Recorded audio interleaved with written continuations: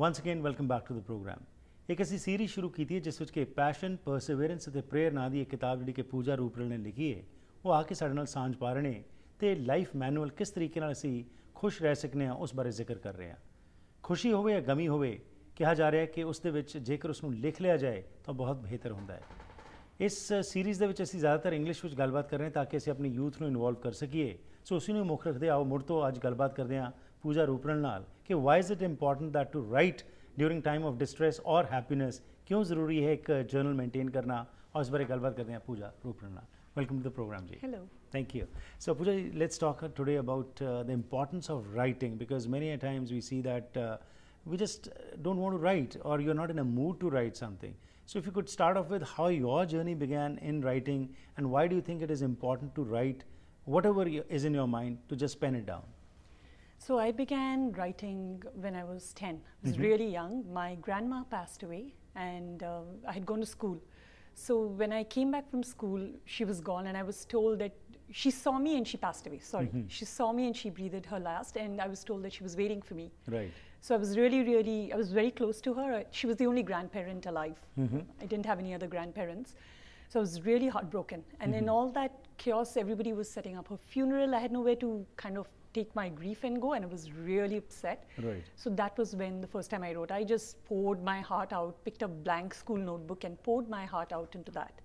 And that was my first piece of writing. And after that I found that writing and expressing it into the pages of the book gave me relief.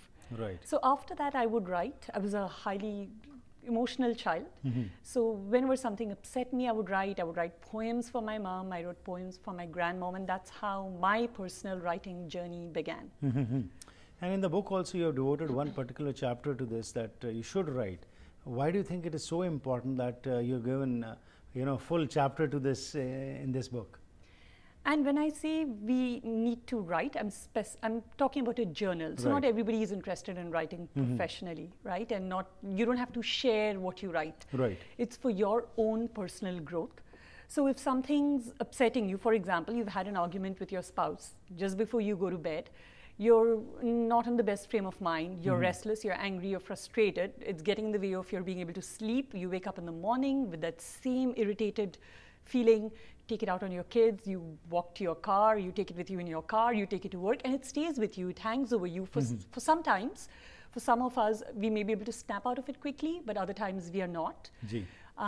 So we need to park those negative emotions somewhere rather than have them express themselves in our interactions with others. Right. It's safer to go and express it, pour your anger, pour whatever sorrow, whatever it is, onto those sheets of those paper, rather than have it go into your interactions with others. But that, write in sorrow, write in joy, it might sound easier than what you are saying. As a writer, of course, for you, it might be easy, but for the general public, when especially it's a time of distress or in sorrow, it becomes very difficult to pen your emotions. Or as a matter of fact, even when you are joyful also, at that time, you are busy with your own engagements and you don't get the time. So again, how do you tell that for a common person, how can they imbibe this habit?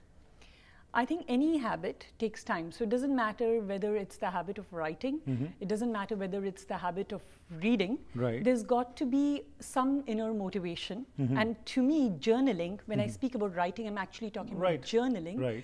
It's another way of self-care. So just as if you want to have good health, you go to the gym.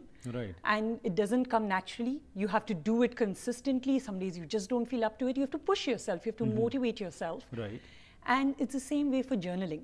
So it's just another step in the whole self-care process. Right. Right? So it's for your own inner peace, so that those emotions are not staying with you and creating negative energy and having it impact your environment. So what you're saying is just by writing you can take out those emotions? You can definitely reduce the negative impact. Okay. You can definitely feel some relief. I know that I feel it, and maybe you won't feel it the first time, but it's something, it's worth giving it a try. Right. Right? Just as you would speak, all of us need an outlet, right? So maybe we approach our best friend and we talk to them and then we feel better. It's in the same way. It's almost like talking to ourselves, or sometimes you write, "Dear Universe," and it's like you're writing to the universe. You can write to God. It's just another way. Right. और आपने बात की थी कि self care process. So basically what you're saying is journaling is a self care process. Yes. So it is part of helping me to, it's helping me to take care of myself. Right. Everything that helps me to take care of myself, that's good for me, sometimes I don't want to do it.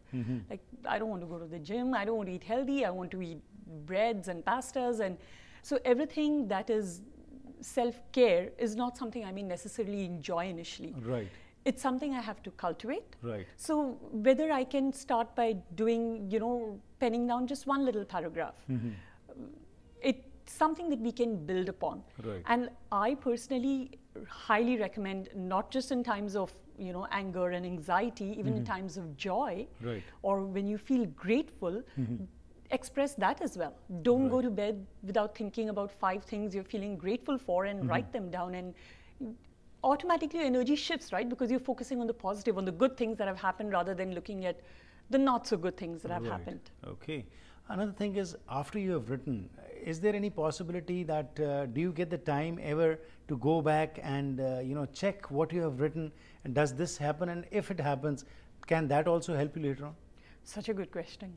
Yes, I have done that. I go back to my old diaries, and when I look at stuff that I've written, I'm amazed at how much of a difference it has made in my life and how much I've grown. Because those things, when I read it, and I'm thinking, oh, that affected me so much, Right. but it wouldn't affect me today.